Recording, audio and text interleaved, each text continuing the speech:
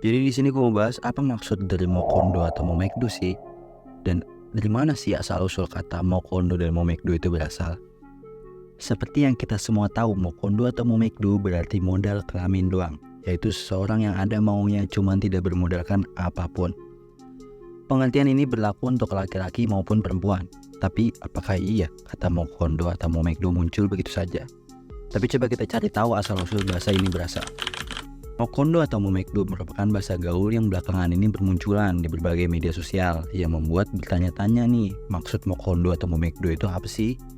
Dan bahkan mungkin bertanya-tanya juga kenapa harus disebut Mokondo atau Momekdo kan?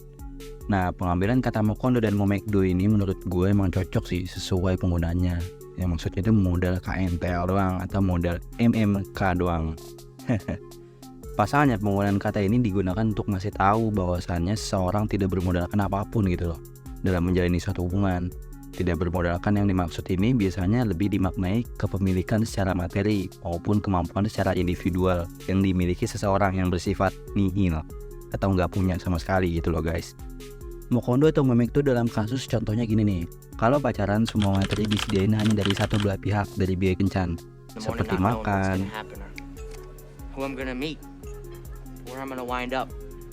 Just the other night I was sleeping under a bridge and now here I am on the grandest ship in the world having champagne with you fine people. I'll take some nonton film,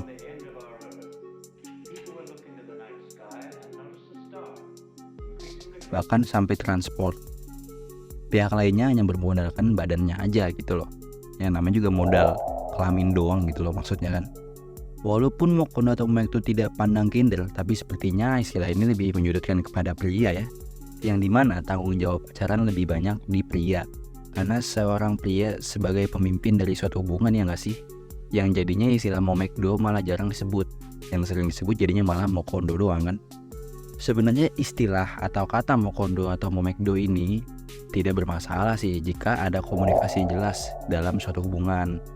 Misal, salah satu pihak dalam hubungan sedang tidak punya uang untuk makan dan pihak lainnya bersedia membayarkannya. Maka istilah Mokondo atau Momekdo ini tidak jadi hal yang negatif kan? Jadi, siapakah pencetus pertama istilah kata ini? Jawabannya, gak ada sumber yang dapat menjelaskan siapa pencetus kata Mokondo atau Momekdo pertama kali. Karena kata ini ternyata tersebar secara gitu aja sih di media sosial yang sering kita gunakan. Bahkan ChatGPT pun malah mengartikan Mokondo ke dalam bahasa daerah Jawa yang berarti ceroboh atau lamban. Jadi gimana pendapat kalian guys? Apa kalian termasuk Mokondo atau Momekdo?